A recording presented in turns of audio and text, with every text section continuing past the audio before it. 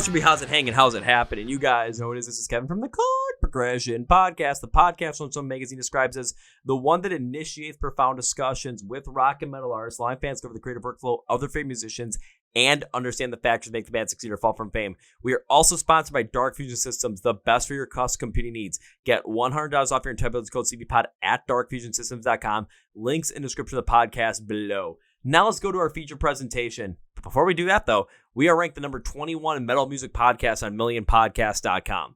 We're bringing you some metal there in our feature presentation, so we got 20 more spots to go, but let's make it happen. Time for feature presentation. Yeah, I said we got metal. How about modern new metal? You've probably seen this band live. At least once. Trust me. We got Joe from DED on the podcast with the band's brand new album Resent coming out on September 19th. We have a great musical conversation talking about the beauty that is music today with heavy music being so prevalent. We also talk about the importance of basically just being yourself and taking accountability for your own actions. You know, the movie Yes Man by Jim Carrey gets brought up in this, and Best Man with Jim Carrey gets brought up in this, and I love that movie too. Plus, we talk about some of our favorite songs on the record that have yet to be released, so you can get prepared to check these out when they go. Alrighty, so with that being said, you guys ready? Let's go! Yeah.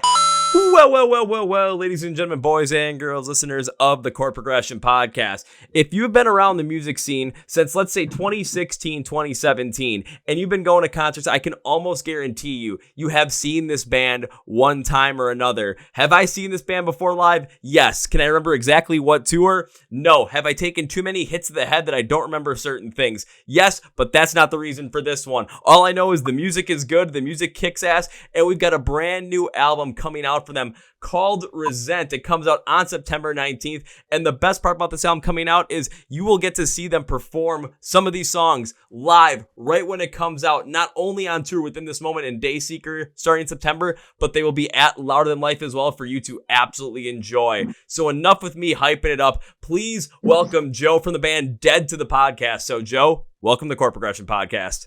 Thanks a lot, man. We did this once before, right? This is my second time coming on this, or have I been on here with you? I don't think I've ever had you on here before. Oh, sick. Cool, man. Well, yeah. You look familiar. Maybe, because I've watched or listened to a few of your podcasts. I listened to the one with Fox Lake on it and a couple other ones. So maybe I just feel familiar, that kind of thing. I love music podcasts so much, so... Well, if I've peeked up on like a couple of the ones that you've watched, I'm like, okay, that makes sense. You know what? Now I got to look at the listing. Like, have I ever had DED on before? Because if I have, then I feel really silly. Dude, no, I'm not one of those people like, those people that are like, they get all bent out of shape if you don't remember their name or whatever. Like, if people don't remember my name, I don't care. But it's more so if you see my face and you go, I know that guy, then that's cool. Like our name is unimportant in my opinion. So yeah, I had to look it up. I'm like, nope, was not on there today. So alrighty, well, cool. At least I wasn't too wrong that. But if you feel like you're like, hey, if you haven't on here before, then I must be doing something right, getting out there and getting the name of the Chord Progression Podcast known after 6.5 years. Dude, that's amazing. 6.5 years, dude. Yeah, I love it, dude. And yeah, I've done a lot of these too, and not familiar with everybody that I speak with all the time. I've done so many, but I just love talking about music with people that love music. Like, it's a beautiful thing. It's my favorite. It is, because music is one of those things that's a universal language for so many people, because I've been to shows all over the United States. I've been to a couple of shows over in Europe at times. And it's just, you can find people that you're never going to really have anything in common with outside, but even they don't not even speak the same language as you, but you're in the middle of the crowd, you're seeing a band you both like, and you both know the words to it. There's just an instant connection there. There's a language there. There's just a bond that can be built off of the fact that music makes you feel some sort of way, and there's a similar way to the next person right next to you. Yeah, I feel you on that. I mean, that's what, as I've dug deep into kind of like my reflective stuff I was telling you earlier, I way into meditation, breath meditation and stuff, and I think really deeply about the things that I do, the music and all that stuff. And it really is like this safe place and this amazing connection with people through frequencies and sounds and rhythms and lyrics and ethos. And man, I just love it, dude. It's the fucking best. It really is the best. I mean, like I said, I've done this for 6.5 years at this point, and it was the thing that kind of pulled me back into just kind of feeling like myself, being myself once again. And even through the pandemic, I never felt fully alone because I was doing something like this. Plus, I still, had friends that were like, hey, come hang out over at our house. So, of course, I went over there. But it's just continue to have that connection, continue to build that bond off of music that I wasn't getting during the pandemic because there were no live shows. And then once live shows come back, it was like the massive flood of everyone just wanted to go and see it and just enjoying the moment. It's truly something that means that music can really connect so many people in so many different ways. Yeah, I remember that first kind of going back from the pandemic. I was so diving deep into like old music, like stuff that I maybe didn't even know about, and I was just finding so much great music. And then I remember like my first thing that I ran into like live music wise after that was just like some AC/DC cover band at like up in the mountains by my parents' house somewhere, and I stumbled into it on accident, and it's not like maybe not like the coolest thing or whatever, although I love AC/DC, but like it was just awesome to just feel that big kick drum slamming in my chest, and and having people grooving to music, like no matter what form it is. It's just I don't know, it's like my church, man. It's like it's my place where I feel close to the universe and to love and energy. It's fucking killer.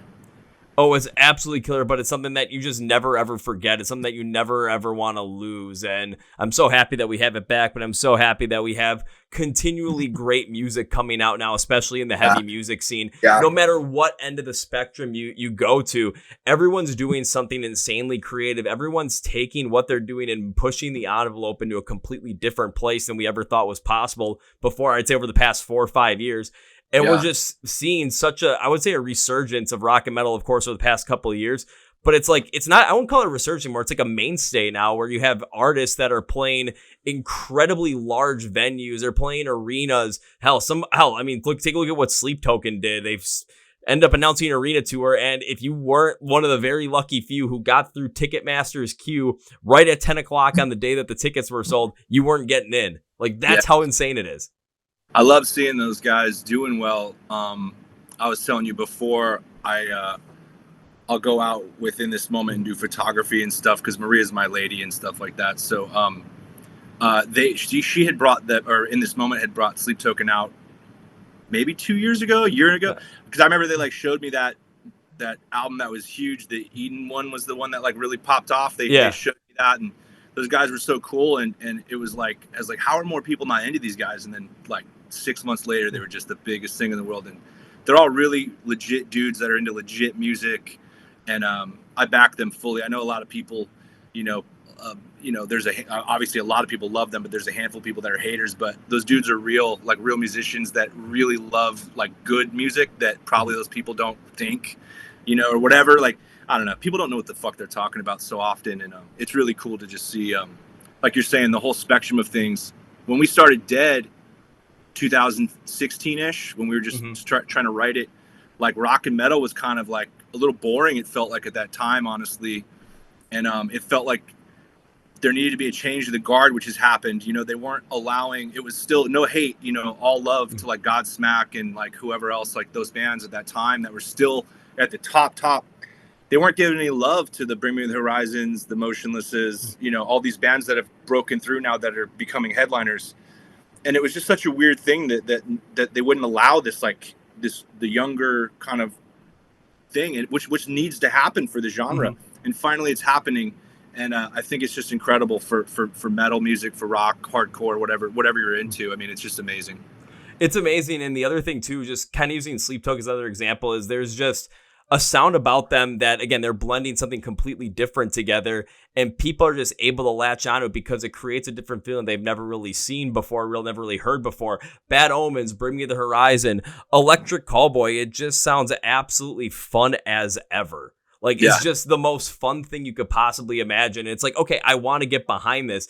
And even if you're a fan, it's like, I understand that, when bands get popular, there are some people here that just absolutely dislike it because they kind of want to have it be the cool thing of, hey, I'm the one that's different. I don't think it's cool because one reason or another. For me with Sleep Token, it was like their music, it's just not necessarily fully for me. I can't fully get into it. If I get a chance to see them live, will I do it? Yeah, because that live show is absolutely something to behold. I absolutely respect what they're doing. I'm not going to badmouth it. But if it's just not for me, it's like, you know what? Instead of bad mouthing it, let me go and prop up something that I absolutely love. Like, you know what? I love listening to Bad Omens. I love listening to Bring Me the Horizon. I still love listening to stuff from like when I was a kid, like Rise Against and Hollywood Undead. So I'm still going to prop that up as much as possible. And why not? And then I still get to do this and prop up as many bands as I want to that I get to bring on the show, because that's the way we get more and more people into this stuff. And that's the way we get more and more of this creativeness to happen and more of this idea of blending to go from one spot to the next.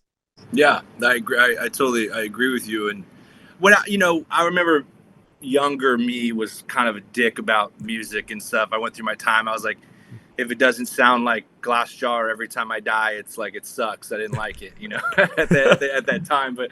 But nowadays, yeah, I try to lift everybody up unless I see something that I really just don't fuck with. Then, it's whatever. But for the most part, I try to just think about the big picture and try to let everybody enjoy what they're going to enjoy, yeah, again, it's cool to see it all really doing well. I love it. Oh, absolutely. And then at the same time, when there's so many other bands doing well too, just from the standpoint of, again, we'll use the Bad Omens, Bring Rise, Sleep Tokens, Knocked Loose, Electric Callboys, where it's just, they're just playing these bigger and bigger venues consistently, and there are more and more eyes coming in on them. The more and more we're seeing other great bands that are coming up as well. Like we're seeing the emergence of Motionless in White, Ice Nine Kills as well. And just bands that, back maybe 10 years ago, 2015, 2016, like when you guys started, that would have never maybe even made it out of the local or regional scene, are nationally touring acts, because now that while so many other bands are being raised up and being able to be seen by massive audiences, the bands that are adjacent to them are rising as well, because there's a hunger for that kind of sound and a hunger for that creativity. Absolutely. Just like anything that happened before, like you look at the different, things that have happened, like whether it be new metal, those bands got big, Korn and Deftones and whoever else. And then there was a million other bands. Like I remember being young during that time and, like a kid, and I couldn't even go to their shows at first. But I had this thirst to find anything that sounded anything like it. And then, the same thing when like screamo, metalcore, hardcore got big, like same thing, just dove into it, like as a kid for sure, like you're trying to find that. And I think it's really cool for that to happen. Like I see Turnstile too. Like I feel like they, to me, could be like, I just think they're so good, dude. Like I feel like they could be the next Nirvana kind of thing, like where they just keep it so real and so understated, but their music's so good and they're so big, so I don't know if that can happen again either, like because there isn't like this centralized news thing that everybody watches. It's just so broad with the internet. I don't even know if there could be another Nirvana, or maybe Sleep Token would be that, but again, it's so broad. I don't know that everybody can start a Sleep Token band either, and he's a crazy singer too. So I feel like that could be something with hardcore or with Turnstile, especially. I remember seeing them at like the Nile Basement in 2017, like them and Angel Dust, and a couple hundred people. It was rowdy. It was amazing. But just to see what they do now, I've been following them, and I love watching a band just grow and be legit and just kill it. It's so sick.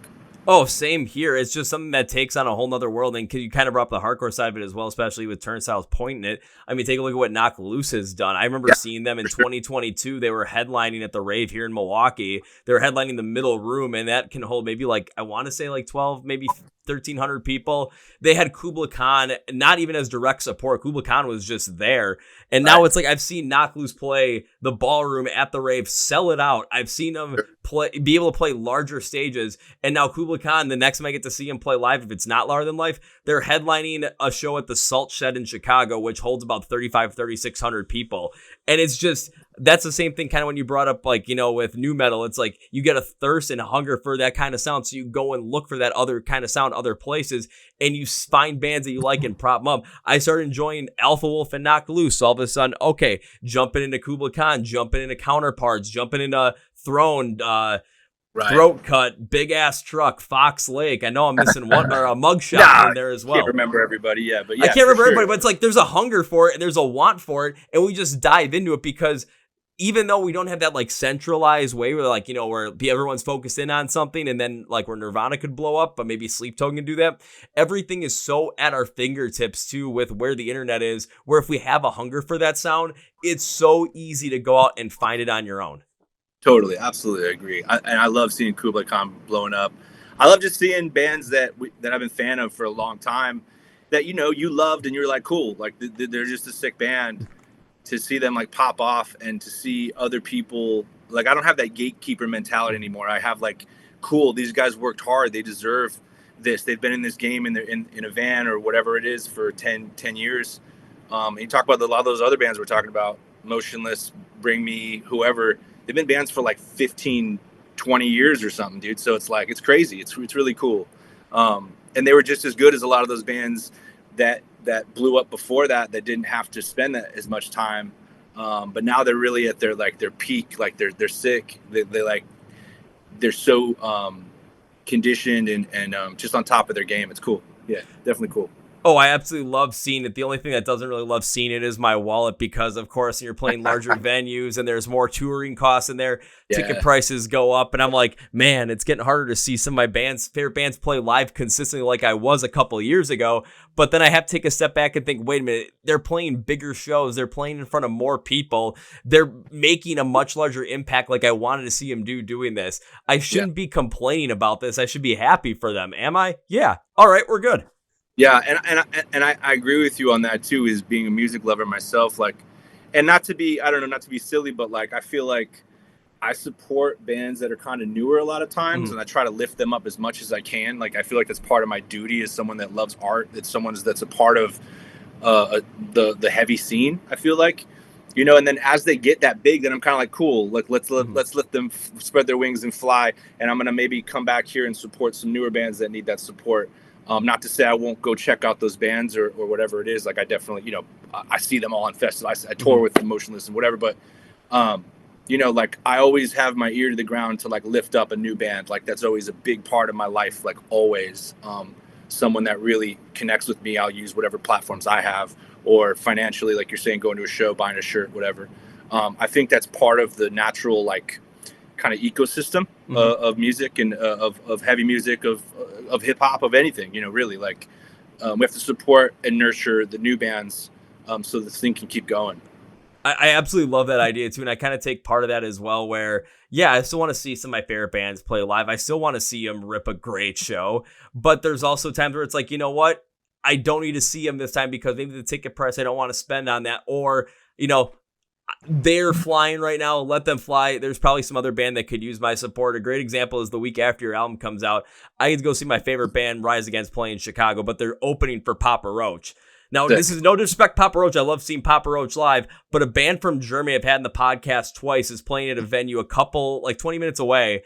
And I'm like, I got to go see them play right afterwards because it's their first time here. I don't want to miss it. I've enjoyed them in the podcast for it. If I want to see them come back here, I got to be there in the show, in the pit, having a blast. So I'm more than happy to go and do something like that. And again, no disrespect to the bands that have made it big, but at the same time, if you want to go support them, absolutely continue to support them. If you're like, you know what, they're doing great, let's keep them doing great, but there's other bands here I want to continue to support that might be on the smaller side, go to some of those shows as well, buy some of those t-shirts. The more we continue just to raise up the scene for, especially, you know, from the bands that are trying to make it up there, that's where you get that positive turn of just many bands that have made it continuing to be on top, and more bands that are coming up continue to grow and take those spots and just have this consistent turn of, you know, like basically at a festival, you're still going to get the Slipknot's a headline every once in a while, but it's like you're not going to have the same bands headline festivals every single year. You're going to see a new crop continue to come in over and over again.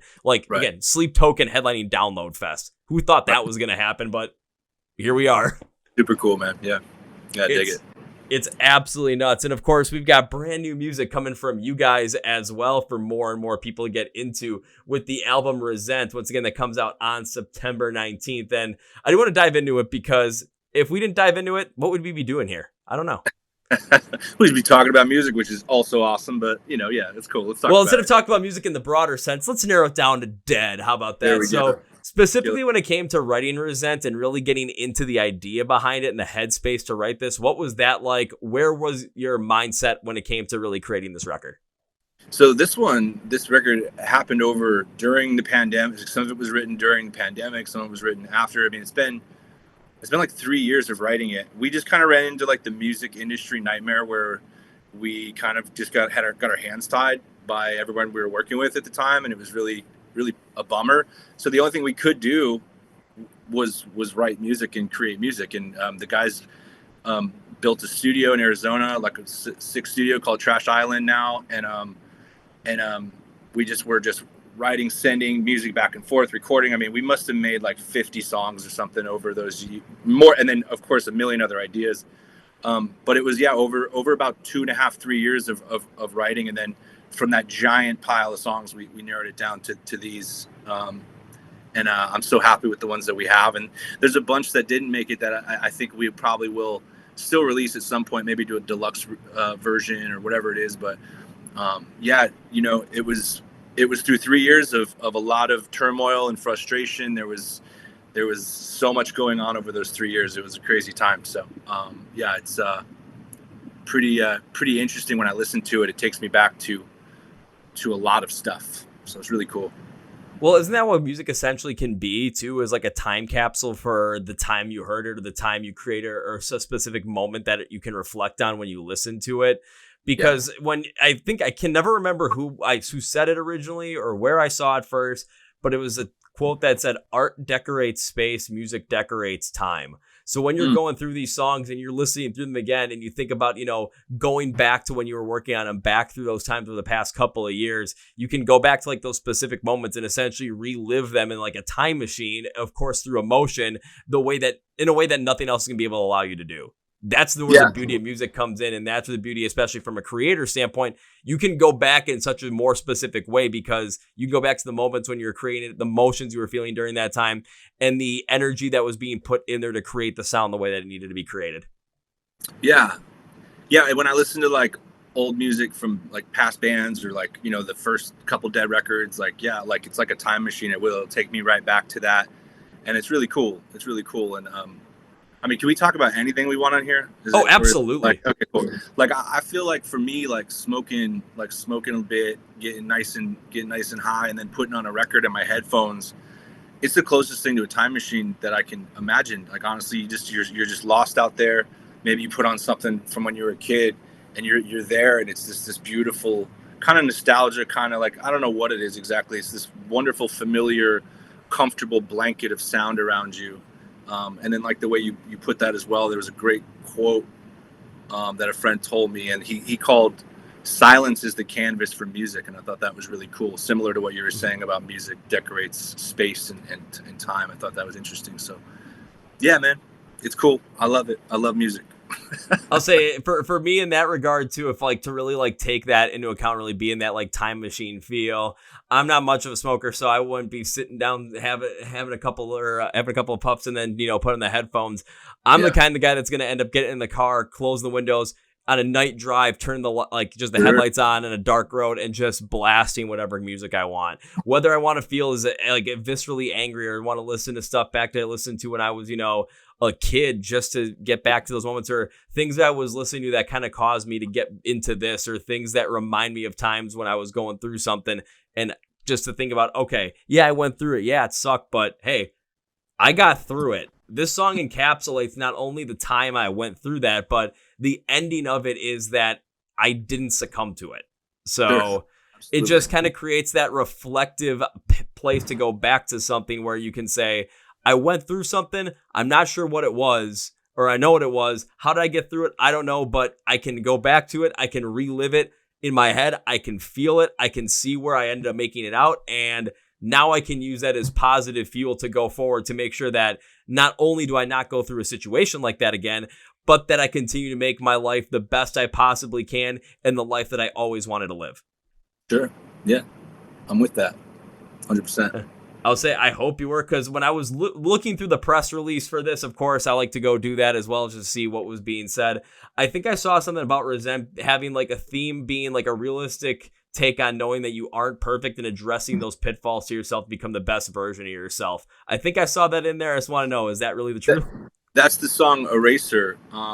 Yeah, I mean, that song really is, well, all of our music has a bit of like a pointing the finger back at myself and taking accountability and responsibility for my contribution to my downfalls and to my stress and to my pain.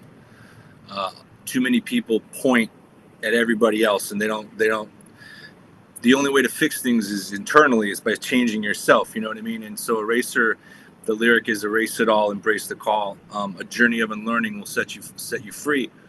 So it's like unlearning your bullshit, unlearning the stuff that you continually do that keeps you in this constant, world of shit sometimes for certain people. They can't get out of their own way.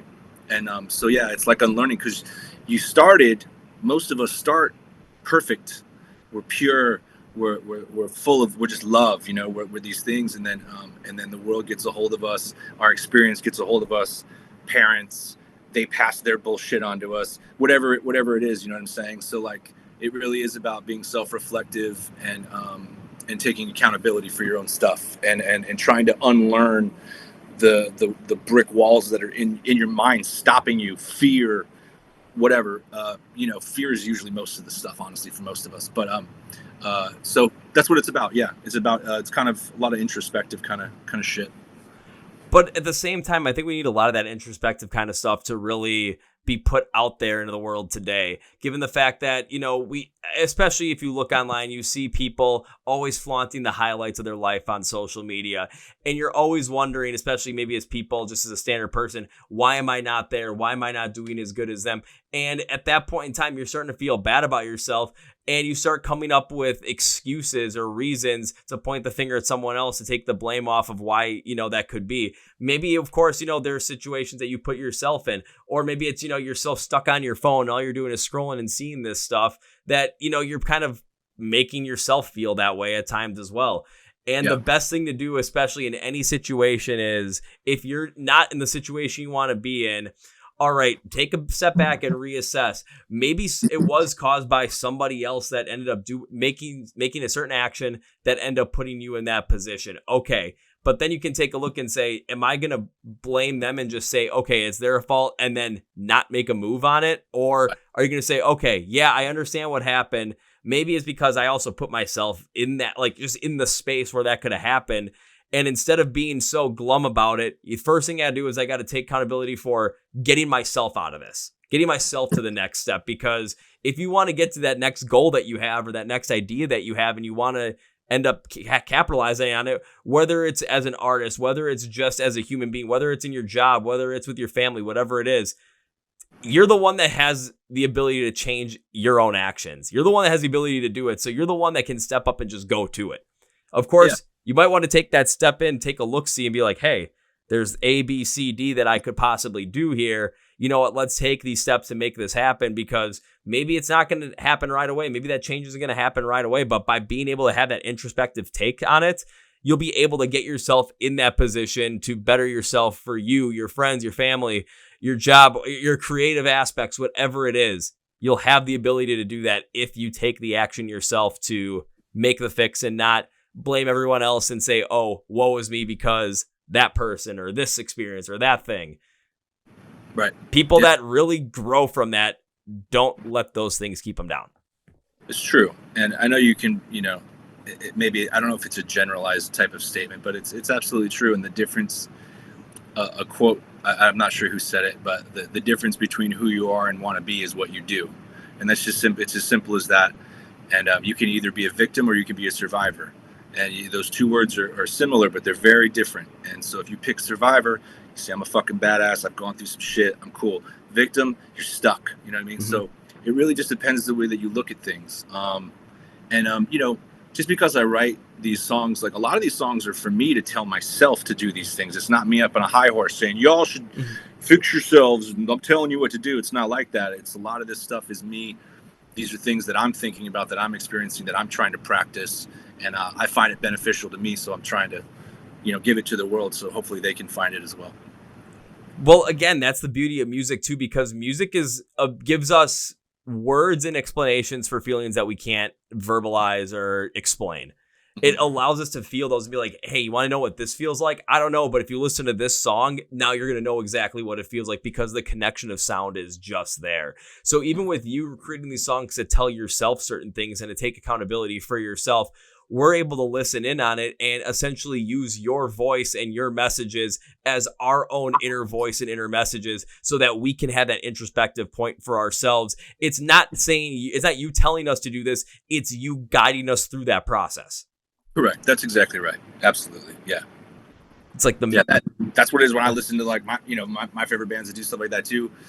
Their words are my words, and that's the way I try to write lyrics as well. Like I want to write like, what do I want to hear somebody say that would just get me pumped up, or that would just change my day, or that would make me think, and that's what a lot of my favorite lyricists do as well, and so I guess I mimic that type of mentality. Oh, absolutely.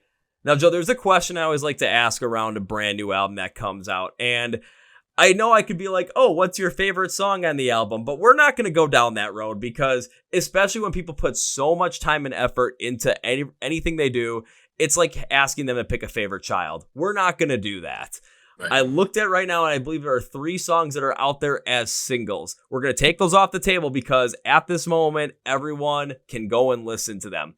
But when Resent releases on September 19th, out of the songs that have yet to be released, which song are you most excited for people to hear, and why?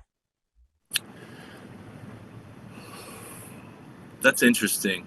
I have different days as I listen to the record, different days that certain ones resonate with me more than other days, just like anything.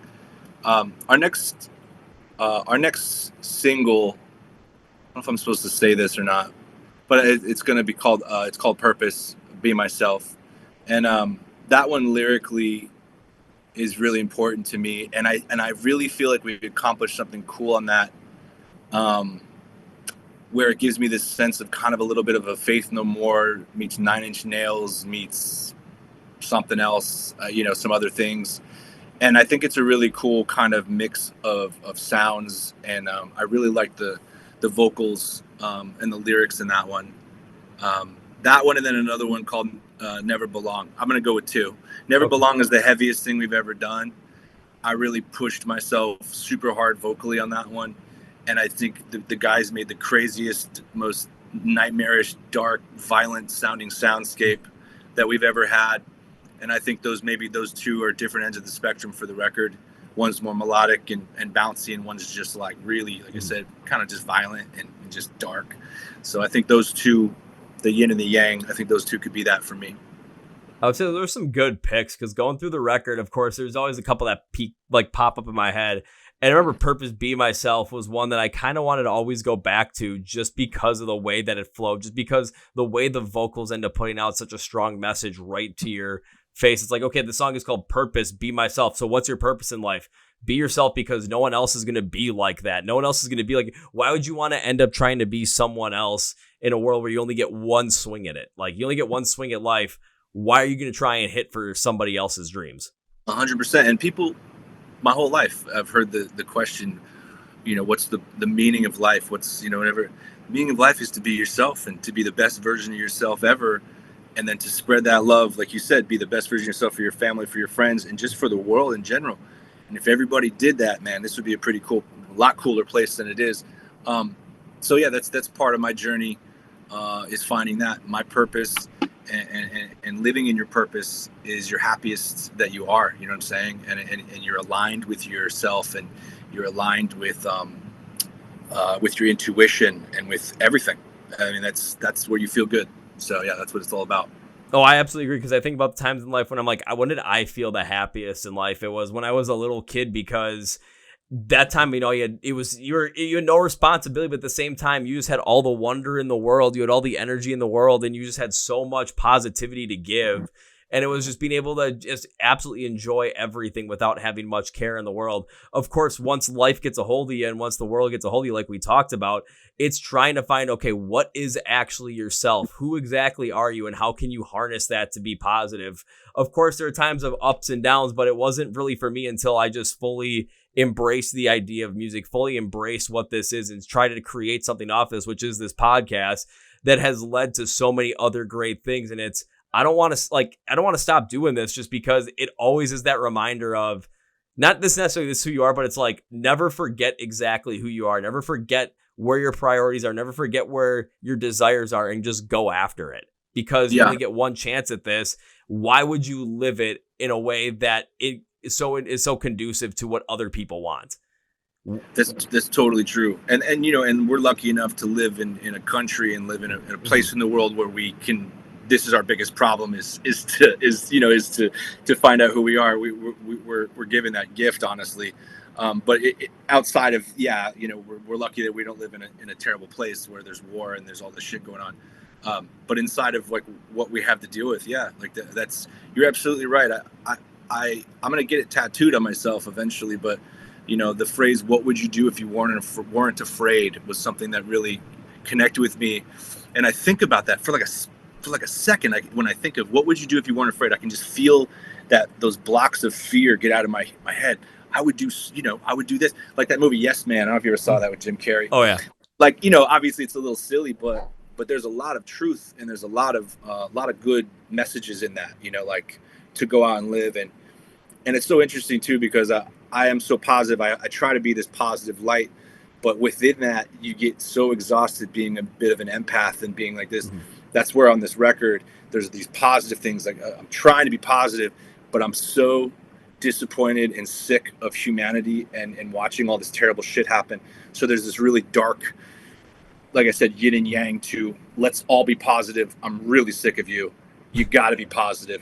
That's kind of what happens on this record. And I think maybe what happened on all of our music so far. Our first album was called Misanthrope, and that was me being so, that word means you hate pretty much human race, So I mean, it is. It's like I'm so like I want it to be great, and it's like I know how easy it is to just be a cool person, like it's so easy to wake up every day and just want to be in a good mood and want to be a good contribution to the people around me, to the world.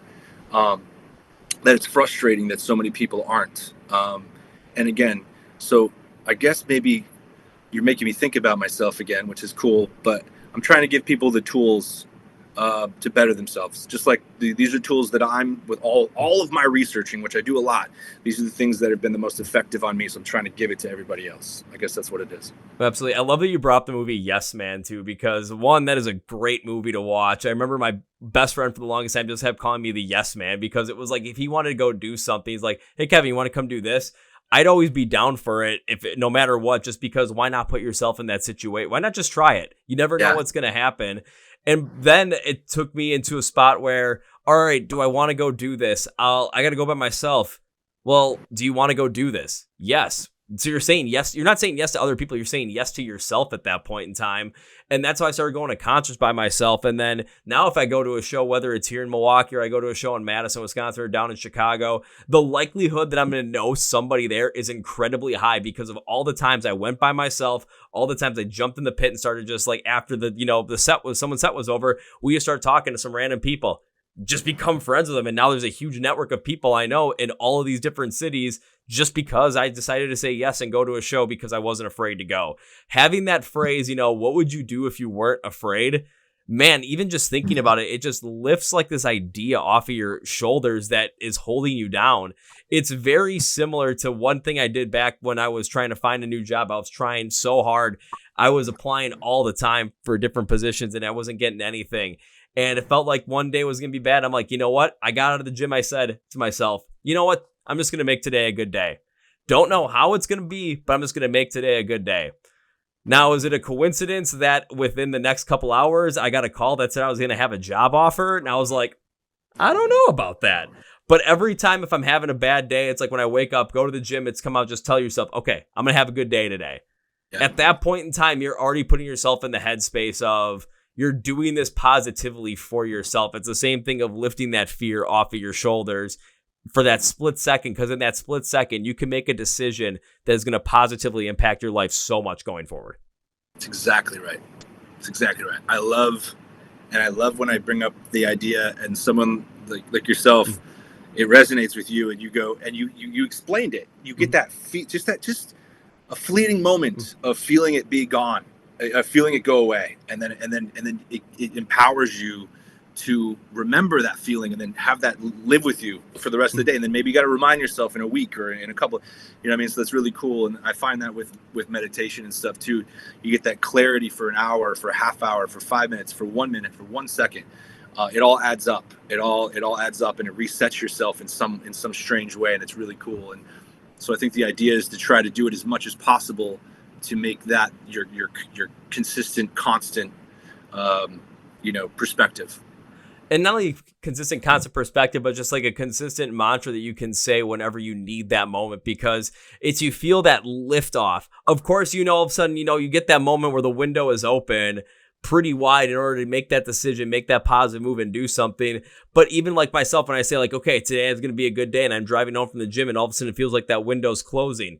If I never said it, that window wouldn't be open. But if I said it, it opens and then it goes down, but there's still that space in between for me to pry it open. Yeah, and you can pry it open, and then the rest of the day can be fantastic. You just got to be open to the idea of, asking that question, be open to the idea of letting it go for that split second, just to get the feeling of it, and then just attack that feeling and go with it. That's it, man. That's it. That's what's up. It's a beautiful thing. And of course, I did ask you which song you were most excited for upon release. The funny thing about it was you gave me 2 songs.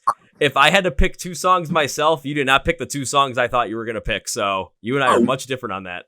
What did you assume that I would pick? Oh, I was hoping you were going to say the first track on the album, Wasted, to be honest with you. Cool. Okay. So you like that one. Reason being was because right when I turned on this album, like, alrighty, I've heard Dead's music before. I kind of have a feeling I know what to expect. I listen to it, I'm just like, this is kind of like everything I've ever wanted from Dead in this one song right here. It's got such this up-tempo pace to it.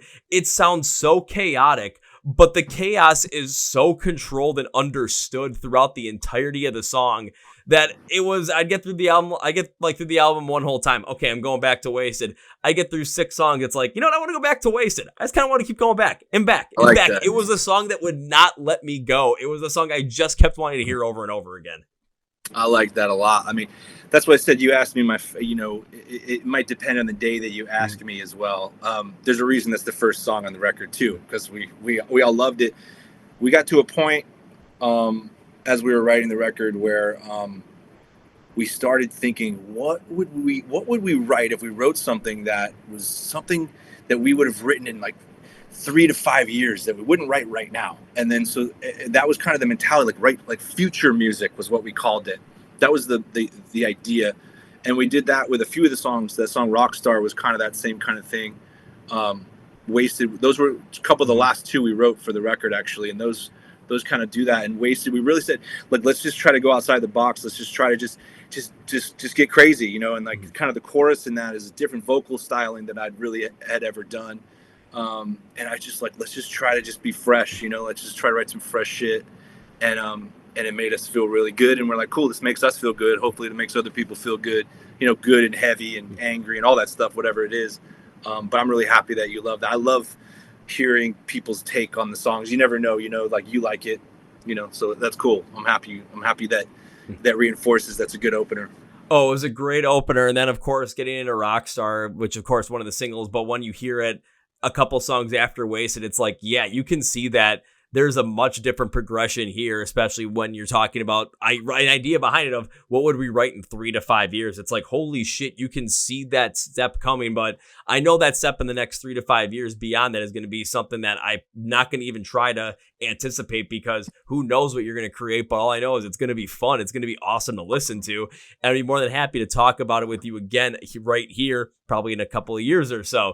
The other song that stood out to me was Rise Above It All featuring Danny Leal, though, just because the vocals between you and Danny, just the mixture of sound and the contrasting just overall tones.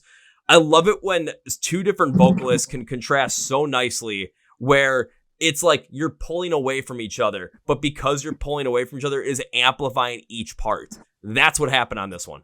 That's cool. I'm glad you liked that one. We had that song, and it just felt like it was missing something, and it was missing, I don't know what, some extra balls maybe, and some whatever, and homies with the UABB guys. And I've always loved Danny's vocals, and he has such a cool, heavy vocal that's so, you can understand everything he says, even he's so heavy, kind of like Randy Blythe a little bit.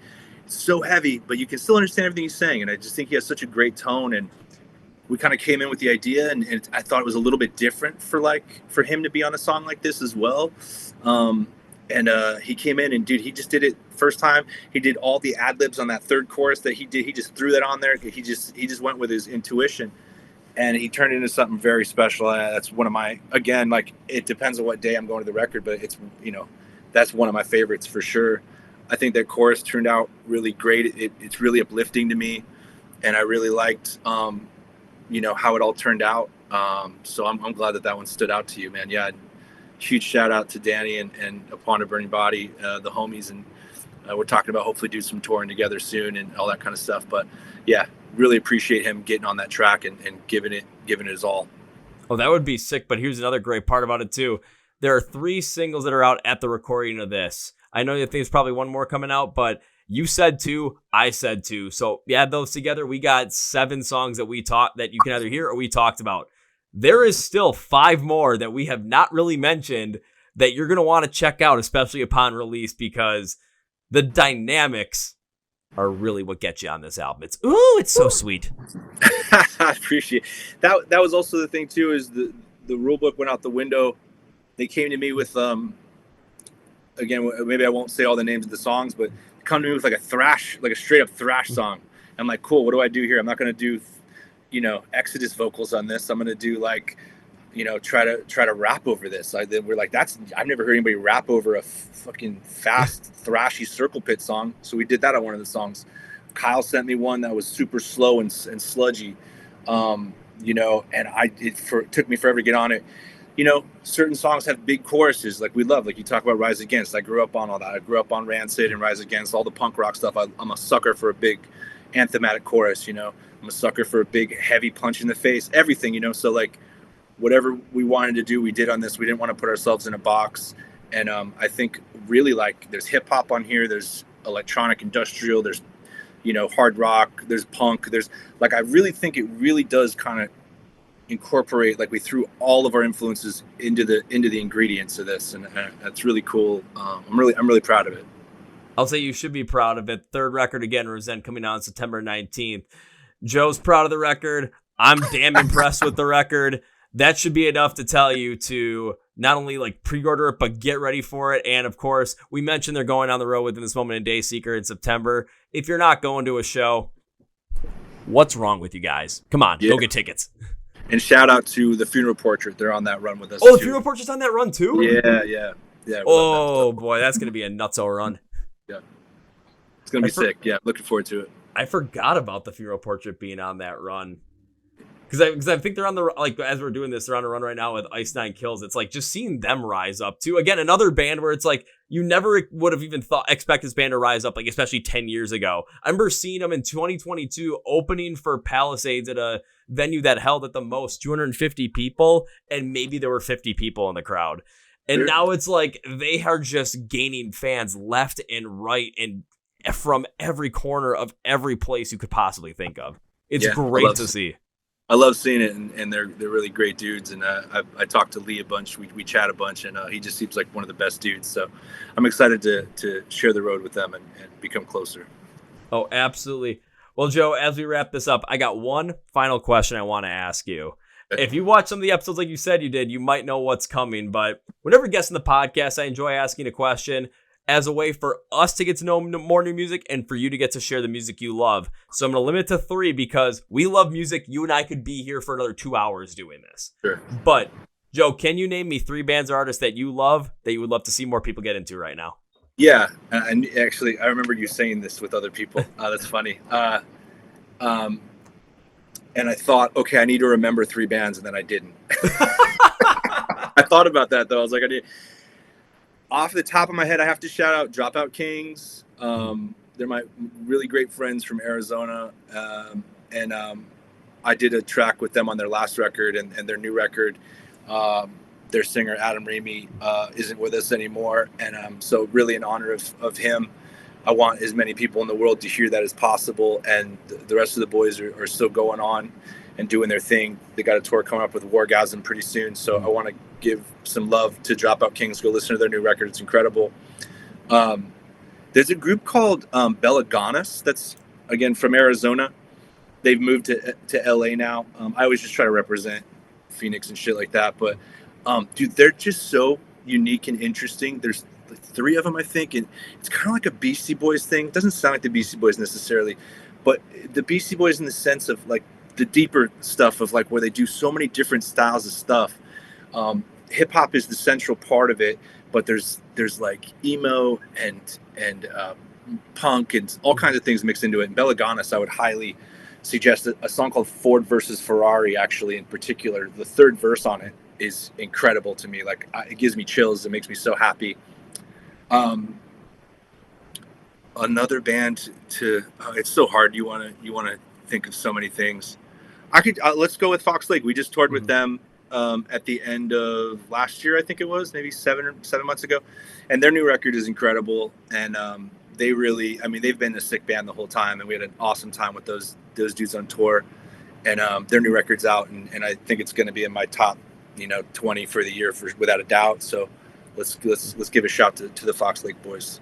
Well, absolutely. I'm going to say Fox Lake will be in my top 10 or top 20 for the year as well. Once I listen to it, it went on a playlist that just has hardcore music on it, and it's pretty much what I listen to exclusively when I'm in the gym.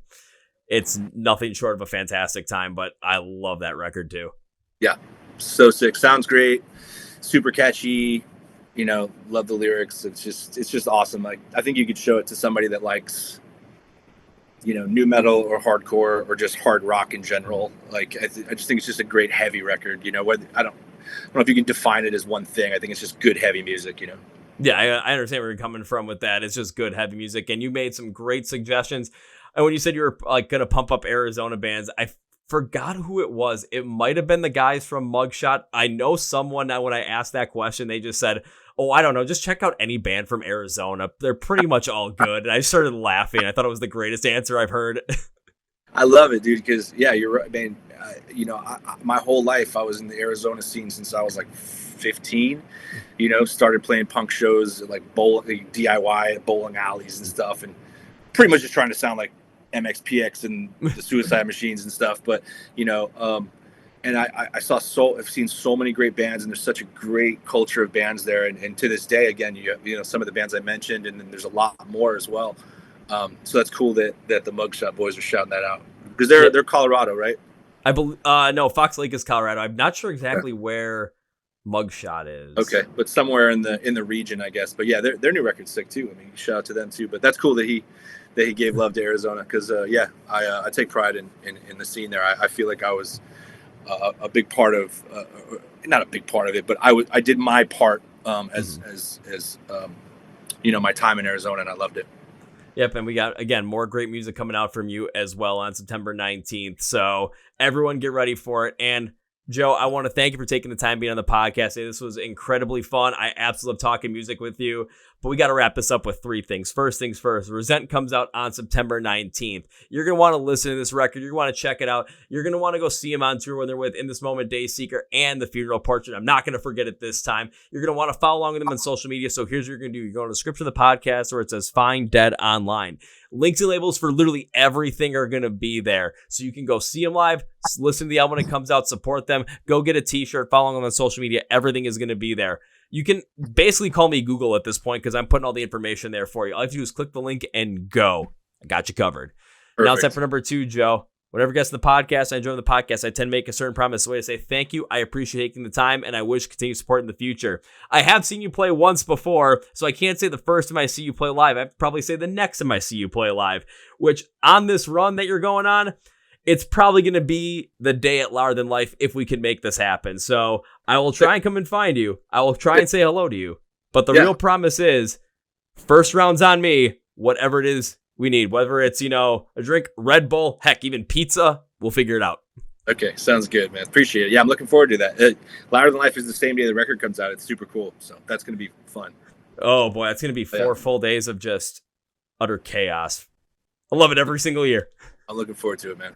Absolutely. Now it's time for number 3. We cannot end this by saying goodbye. That is way too final, because this record is great. I got to make sure I see it live. I got to make sure I make good on that promise. And I love talking music with you, man. So I would love to do this again in the future, whether it's more new music or just to shoot the shit about music, no matter what. So this can't be goodbye. This is, I'll see you later. All right, brother. I'll see you later. Woo! Well, folks, my interview with Joe from DED, and now it is time for Kevin's final thought. My final thought is going to be this. I love this conversation. I love talking with Joe. The fact that you can tell this guy just loves music, loves the way that music creates an emotion, creates feeling, and makes people feel is really where this all sits in for me. I absolutely loved every bit of this. But the thing that I love the most is like when we were talking about the album and talking about how Joe takes a look at these songs, and when he creates them, it's a way for him to kind of tell him certain things, for him to take accountability for certain things, and writes them in a way that he would want to be told this stuff in order to make it come through. When you listen to it and you listen to it in that regard, no, he's not telling you what to do. What he's doing with his vocals is he's basically going to be your guide in order to self-reflect on certain things, in order to take accountability for the actions that you have, for where you are in life, and what you can do in order to be yourself and get to the point where you can actually, live life to the fullest the way you want to live it. Are you going to want to live life the exact same way that I'm living life? No, you're probably not. Am I going to live life the exact same way that Joe is living life? Probably not. Are you going to want to live life the way that you want to live life and want to find a way to, be able to harness that? Yeah, so do we. And music like this helps us do that. It helps give us that moment. And remember what Joe said, what would you do if you weren't afraid? Just think about that, and that fear kind of lifts off your shoulders a little bit, and you can make a decision there. Or for me, when I would say, like, you know what, today's going to be a good day. I'm just going to make sure today is a good day. That the weight just kind of comes off your shoulders a little bit, and you can kind of sneak something in there, and you can pry it off, and then you can make sure you have yourself a good day. It's a fantastic thing. So, man, it's a good time. But, yeah, this is just a good episode. So I want to thank Joe for coming on the podcast. Hey, when it comes to DED, when it comes to Resent coming out December 19th, be sure to follow along the band. Do not miss out on anything they're doing. Links for the podcast, look for Facebook, Twitter, Instagram, wherever you can find them on social media. Find them on YouTube. Stream the album, buy the album, find some merch to help support the guys, and of course, go see them play live. They'll be on the road in this moment, Dayseeker and the Funeral Portrait very soon. So go check that out. Also, be sure to check us out on the Chord Progression Podcast. You can follow along with us on Facebook, Twitter, and Instagram. Link to the podcast below. Hit subscribe if you're on YouTube right down here. Hit the subscribe or follow button on Spotify and Apple Podcasts. Hit the like button on the episode to help push in the algorithm and get more people to know about us. And of course, DED. Thank you guys. And that's going to be for me. Thank you very much for listening to the Chord Progression Podcast. My name is Kevin, and you guys know how I end every single one episode. Big, healthy, and hearty. See ya! Yeah!